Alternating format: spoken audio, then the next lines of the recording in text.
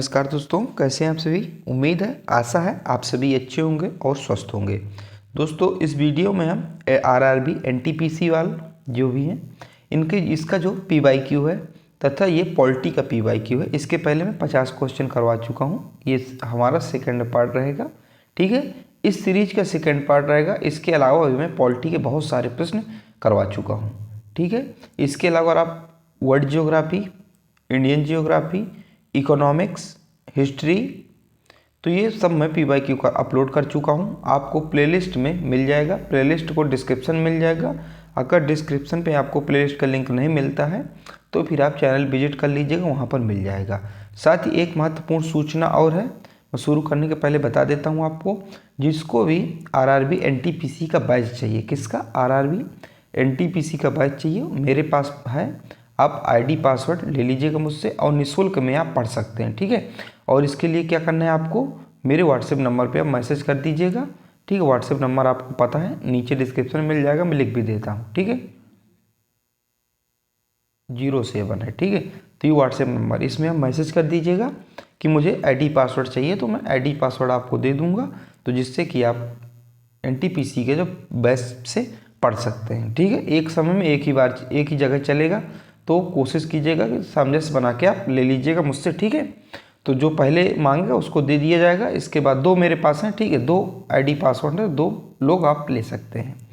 तो चलिए शुरू करते हैं आज का हमारा पहला प्रश्न। पहला प्रश्न है, भारत में राज्य के नीति निर्देशक सिद्धांत किस देश के संविधान से लिए गए हैं। तो जो भारत के जो नीति निर्देशक सिद्धांत है आयरलैंड से लिए गए। कहाँ से, आयरलैंड से लिए गए हैं। अगला है, स्वर्ण सिंह समिति ने मौलिक कर्तव्यों की सूत्रीय संहिता तैयार की थी।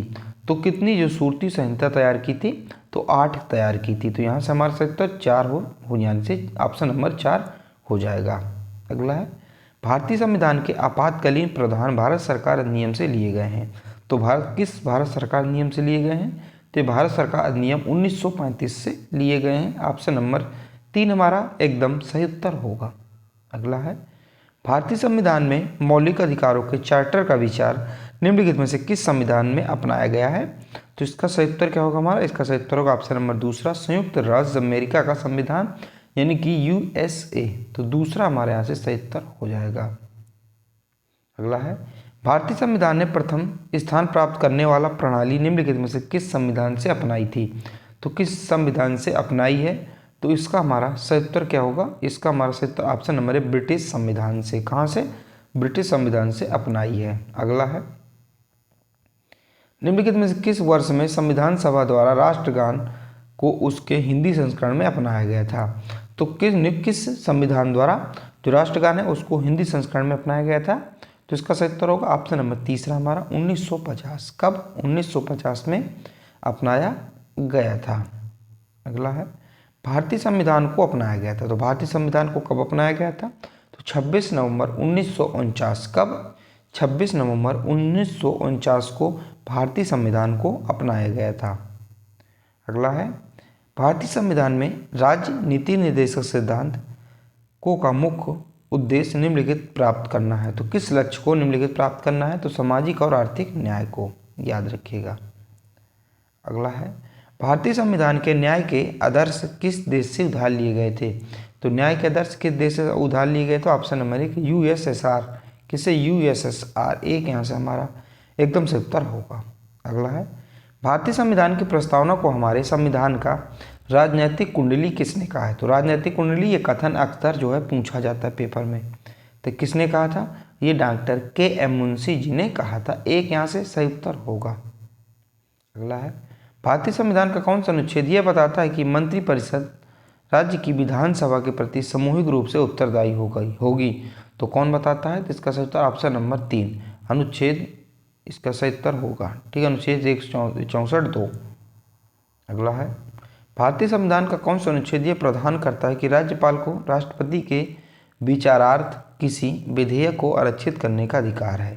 तो किसका सही उत्तर ऑप्शन नंबर 2 हो जाएगा, अनुच्छेद 200। क्या, अनुच्छेद 200। अगला है, गणतंत्र दिवस पर राजपथ पर झंडा कौन फहराता है। तो राजपथ पर जिसका नाम बदल गया कर्तव्य पथ कर दिया गया, ठीक है, इस पर झंडा कौन फहराता है, तो भारत के राष्ट्रपति, और लाल किले पर भारत के प्रधानमंत्री, याद रखिएगा।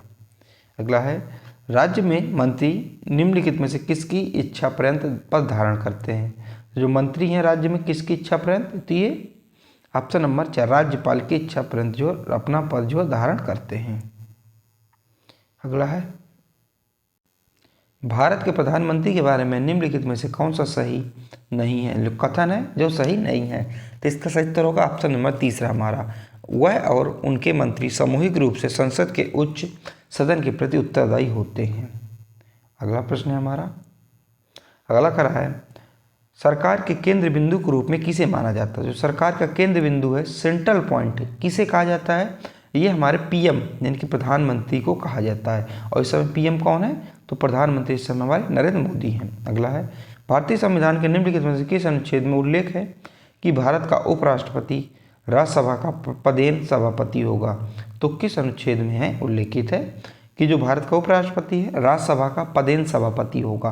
तो ये अनुच्छेद जो है 89, किसमें 89 में है, एक यहाँ से उत्तर होगा। अगला है, डॉक्टर सर्वपल्ली राधाकृष्णन ने भारत के प्रथम उपराष्ट्रपति के रूप में किस वर्ष पदभार ग्रहण किया था? तो किस वर्ष किया था? तो इसका सही उत्तर होगा ऑप्शन नंबर 3 1952 में किया था, याद रखिएगा। अगला है, भारत के उपराष्ट्रपति किस विधायी निकाय के पदेन अध्यक्ष के रूप में कार्य करते हैं? तो कहाँ? तो ये मैंने बताया था राज्यसभा। कहाँ? राज्यसभा मैंने आपको बताया था। अगला है, भारत में राज्यसभा का सभापति कौन होता है? ये भी मैंने बताया कौन होता है, भारत का जो उपराष्ट्रपति होता है। इसकी बात 89 अनुच्छेद में की गई है। अगला है, भारतीय संविधान के अनुसार देश के लिए कानून और नीतियां बनाने का अधिकार किसके पास है? तो देश के लिए कानून और नीतियां बनाने का जो अधिकार है संसद के पास है। देखिए, अगर किसी का पेंशन है या फिर किसी राज्य की सीमा घटानी बढ़ानी है तो अधिकार क्या है? ये अधिकार सारे किसके पास है? संसद के पास है, याद रखिएगा, यहाँ बहस करनी पड़ती है। अगला है, संविधान का कौन सा अनुच्छेद यह बताता है कि संसद राष्ट्रपति और दोनों सदनों से मिलकर बनती है, जिन्हें राज्यसभा और लोकसभा के रूप में जाना जाता है? तो कौन सा अनुच्छेद बताता है ये बात को? तो अनुच्छेद 79 यानी कि 79। अगला है, संविधान में निम्नलिखित में से कौन सा भारतीय संविधान की मूल विशेषता नहीं है? तो भारतीय संविधान की कौन सी मूल विशेषता नहीं है? देखिए, लचीलेपन का मिश्रण, बिल्कुल। सबसे लिखित लंबा संविधान, ये भी सही है। समझिए, एक स्रोत से लिया गया, ये नहीं है, विभिन्न स्रोतों से लिया गया है। जैसे अमेरिका से मौलिक अधिकार हो गए, आयरलैंड से राज्य के नीति निर्देशक सिद्धांत हो गए, संविधान संशोधन दक्षिण अफ्रीका से हो गए, तो ये अलग अलग से लिए गए। अगला है, भारत में नागरिकता के अधिकार विनियमित करने की शक्ति किसके पास है? इसका सही उत्तर होगा विनियमित करने की शक्ति संसद के पास है, याद रखिएगा। अगला है, जब राज्यसभा के पदेन अध्यक्ष का पद रिक्त हो तो उसके कर्तव्यों का पालन निम्नलिखित में से किसके द्वारा किया जाता है? यानी कि जब जो राज्यसभा है उसका जो पद है अगर खाली होता है तो उसको किसके द्वारा जो उसको उसके कर्तव्यों का पालन किया जाता है? तो राज्यसभा के द्वारा। किसके द्वारा? राज्यसभा के उपाध्यक्ष के द्वारा किया जाता है, याद रखिएगा। अगला है, जैसा कि भारत के संविधान का अनुच्छेद 168 में निहित है, किसी राज्य के विधानमंडल के दो सदन है, एक को और दूसरे को विधान परिषद के रूप में जाना जाता है। तो एक को किस रूप में जाना जाता है? तो एक को विधान परिषद और दूसरे को विधानसभा के रूप में जाना जाता है। अगला है, भारत में सर्वोच्च न्यायालय के न्यायाधीशों का वेतन के द्वारा निर्धारित किया जाता है? तो भारत की संसद के द्वारा निर्धारित किया जाता है। अगला है, 17वीं लोकसभा में उड़ीसा से कितने सांसद चुने गए थे? तो उड़ीसा से कितने सांसद? तो 21 सांसद चुने गए थे। तीसरा हमारा यहाँ से 70 होगा। अगला है, भारतीय संविधान के अनुसार मंत्रिमंडल का आकार निम्नलिखित में से किससे अधिक नहीं होना चाहिए? तो किससे अधिक नहीं होना चाहिए? तो इसका हमारा सही उत्तर क्या होगा? हमारा इसका सही उत्तर ऑप्शन नंबर 1 लोकसभा के कुल सदस्यों का 15%। अगला है, राष्ट्रीय आपातकाल के दौरान लोकसभा का कार्यकाल निम्नलिखित में से कितनी अवधि के लिए बढ़ाया जा सकता है? कितनी अवधि के लिए बढ़ाया जा सकता है? तो एक वर्ष में एक बार। कितना? एक वर्ष में एक बार, याद रखिएगा। अगला है, भारत के महान्यायवादी का पद के पर्यंत पद तक रहेगा? तो किसके पर्यंत पद तक रहेगा? तो भारत के राष्ट्रपति के पर्यंत पद तक रहेगा, याद रखिएगा। अगला है, भारत के महान्यायवादी के बारे में निम्नलिखित में से कौन सा कथन सही नहीं है? जो भारत के महान्यायवादी हैं उसके बारे में कौन सा कथन सही नहीं है? तो ऑप्शन नंबर 4 हमारे यहाँ से सही उत्तर होगा, उनकी नियुक्ति भारत के प्रधानमंत्री द्वारा की जाती है, ये जो कि बिल्कुल गलत है। अगला है 1 अक्टूबर 2022 से भारत के अटॉर्नी जनरल के रूप में किसे नियुक्त किया गया है? तो किसे नियुक्त किया गया है? तो आर वेंकट रमणी। तो 4 हमारा यहाँ से सही उत्तर होगा। अगला है भारतीय संविधान के निम्नलिखित में से कौन सा अनुच्छेद भारत के नियंत्रक एवं महालेखा परीक्षक से संबंधित है? तो ऑप्शन नंबर 4 अनुच्छेद 148 से 151। अगला है भारतीय संविधान के निम्नलिखित में से कौन सा अनुच्छेद भारत के नियंत्रक और महालेखा परीक्षक की नियुक्ति से संबंधित है? तो ऑप्शन नंबर 3 148 याद रखिएगा।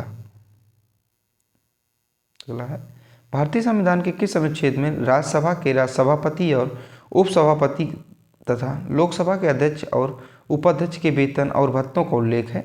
तो किस अनुच्छेद में है ये उल्लेख? तो ऑप्शन नंबर 2 अनुच्छेद 79। अगला है भारत का वित्त आयोग से बना होता है। तो भारत का वित्त आयोग से बना होता है, किससे भारत का वित्त आयोग बना होता है? ऑप्शन नंबर 1 अध्यक्ष और 4 अन्य सदस्य से बना होता है, याद रखिएगा। अगला है राइका जनजाति किस राज्य में पाई जाती है? जो राइका जनजाति है ये राजस्थान में पाई जाती है, याद रखिएगा। अगला है संघ लोक सेवा आयोग के अध्यक्ष और सदस्यों के पूर्ण वेतन भत्ते और पेंशन का भार पर लगाया जाता है। तो किस पर लगाया जाता है? ऑप्शन नंबर 1 भारत की समेकित निधि पर लगाया जाता है। अगला है भारत के वित्त आयोग का उल्लेख किस अनुच्छेद में मिलता है? तो जो भारत का वित्त आयोग है इसका उल्लेख किस अनुच्छेद में? तो आप सभी को पता अनुच्छेद 280 में वित्त आयोग का उल्लेख मिलता है। ठीक है, इस प्रकार मेरे यहाँ से 40 प्रश्न समाप्त होते हैं, क्योंकि पहले वाले पार्ट में 50 थे, इसमें मात्र 40 प्रश्न थे PYQ। तो 90 प्रश्न मैंने आपको टोटल दोनों पार्ट में मिलाकर करवा दिया है। ठीक है, अब आपके लिए एक प्रश्न है, भारतीय संविधान की प्रस्तावना को हमारे संविधान का राजनीतिक कुंडली किसने कहा है? इसका आंसर आपको कमेंट बॉक्स में जरूर देना है। ठीक है, अगला है भारत में मंत्री निम्नलिखित में से, जो राज्य में मंत्री है निम्नलिखित में से इच्छा पर्यंत की धारण कर सकते हैं। तो किसकी जो इच्छा पर्यंत पद धारण कर सकते हैं ये भी आपको बताना है। तो इतना मैंने आपको इसमें 40 प्रश्न करवा दिए। फर्स्ट वार मैंने करवा दिए थे कितने? 50 प्रश्न, 90 प्रश्न करवा दिए। इसके बाद मैं आपको इंडियन जियोग्राफी भी कुछ करवाऊंगा तथा वर्ल्ड जियोग्राफी के भी कुछ क्वेश्चन करवाने वाला हूँ। तो जुड़ जाइएगा हमारे साथ। मिलते अगली वीडियो पर। जय हिंद, जय भारत।